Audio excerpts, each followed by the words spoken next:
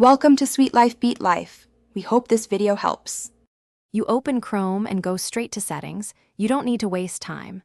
Once there, type Chrome/settings/security to reach DNS controls. Make sure you have admin rights so you can change network or OS level settings if required. Check and note the current DNS provider listed so you can restore it later if needed. Once done, pause and verify you can run a command prompt or terminal. This is required for the next step to fully remove cached DNS information.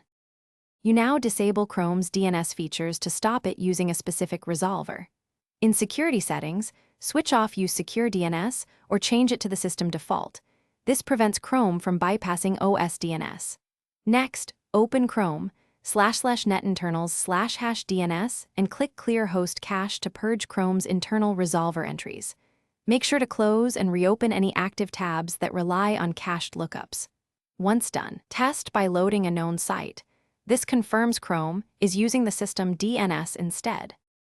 To finish, flush the operating system DNS cache so leftover records are removed.